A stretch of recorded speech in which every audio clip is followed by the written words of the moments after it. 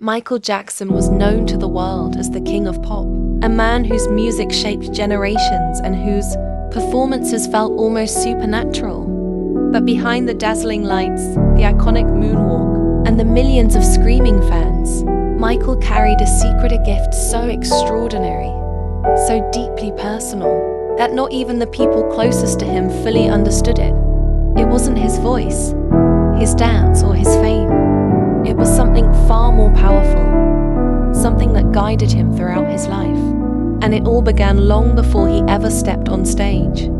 As a child, Michael spent countless hours alone in his small room in Gary, Indiana, humming melodies not yet written, tapping rhythms no one had taught him, and staring out the window at the quiet night sky. But this wasn't daydreaming. This was listening.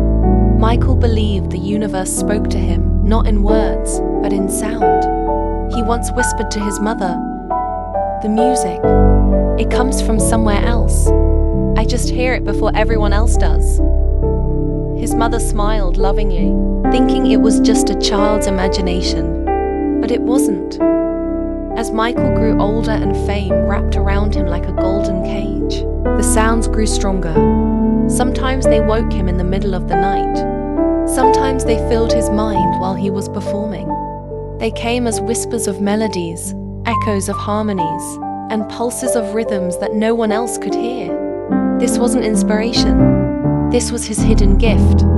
Michael possessed an ability few understood, a rare, almost otherworldly form of audio sensitivity. He could hear patterns, vibrations, and musical frequencies long before they took shape. He once described it as hearing the future. The gift, however, came with a heavy burden. By the late 1980s, Michael was overwhelmed by the constant swarm of music inside him. His team thought he worked obsessively, but in truth, Michael wasn't chasing perfection. He was chasing the sound that only he could hear. He filled notebooks with sketches of beats.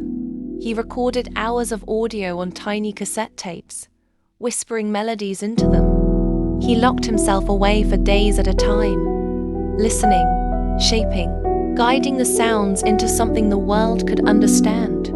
Through this hidden gift, he created Billy Jean, Smooth Criminal, Beat It, and countless others.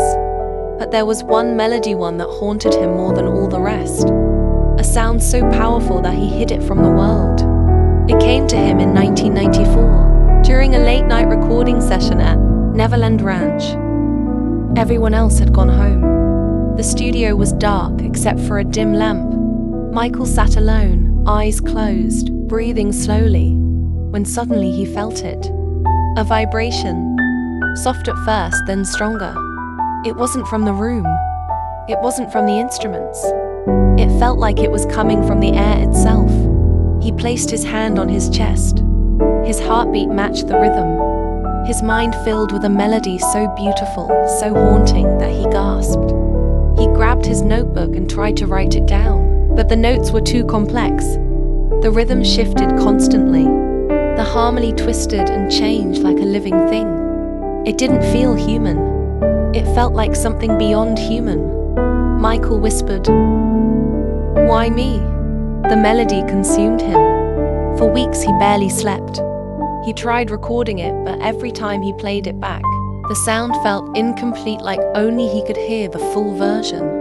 He told no one, not his producers, not his family, not even his closest friends. This melody became his hidden treasure, his secret companion. Many nights he would sit alone in his studio, eyes closed, listening to it, letting it surround him like a warm cloud of sound. He believed this melody was a gift, one he wasn't meant to share but to protect. But the gift came with shadows. Michael's sensitivity made him vulnerable to every noise, every frequency, every vibration around him. Loud crowds overwhelmed him. Sudden noises startled him. He often retreated into silence just to think clearly. Few understood why he wore sunglasses indoors or covered his ears during loud events. They thought it was eccentricity, but Michael was simply protecting the gift inside him. In 2007, During a quiet evening in Las Vegas, Michael confided in a longtime friend. He revealed a small wooden box he kept hidden beneath his bed. Inside were hundreds of handwritten notes, scribbled diagrams, voice tapes, and broken melodies, all attempts to capture the sound that lived inside him. He lifted one tape and whispered, "This is the closest I ever got." The friend listened. All they heard was faint humming. But Michael smiled. "You hear nothing," he said. "But I hear everything." After Michael's passing in 2009, many questioned whether he left behind unfinished songs. But few knew that the greatest masterpiece he ever created wasn't on a hard drive or in a vault. It was inside him, a melody no one else could hear, a gift that made him extraordinary and isolated all at once. Today, when people listen to Michael Jackson's music, they hear rhythms that feel alive, melodies that feel timeless, beats that seem to pulse with something unseen. Maybe that's because the true magic of Michael Jackson wasn't his fame or his performance. It was his hidden gift, his ability to hear what others could not. A gift no one knew about. A gift he carried in silence until the very end. And somewhere, in the quiet corners of the universe he always listened to, that melody still lives.